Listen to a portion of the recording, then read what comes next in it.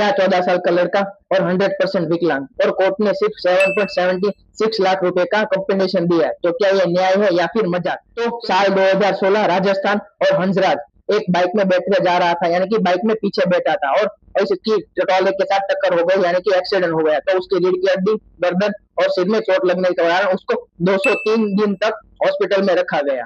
तो motor accident claim tribunal ने 7.76 लाख रुपए का कंपेंसेशन दिलवाया और हाईकोर्ट ने उसको बढ़ाकर 12,17,000 रुपए का कंपेंसेशन दिया। तो उसको क्या ये पूरी जिंदगी काफी होगा?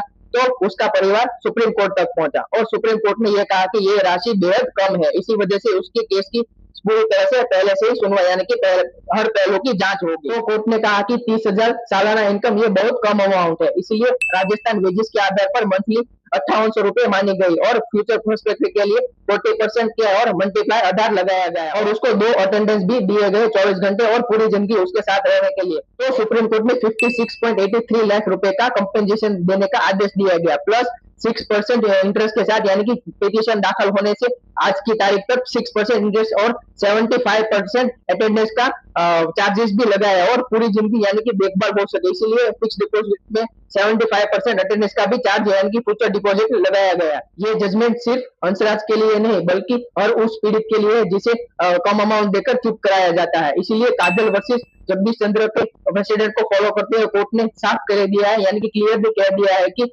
डिसेबिलिटी का कोई खर्चा यानी कि तात्कालिक खर्चा नहीं है, पूरी जिंदगी का हिसाब होता है। इसलिए हर नागरिक को अपने सही से न्याय मिले और सही न्याय मिलना चाहिए। तो इस वीडियो को लाइक, शेयर और कमेंट में आप जरूर बताएं कि क्या ये मुआवजा सही है।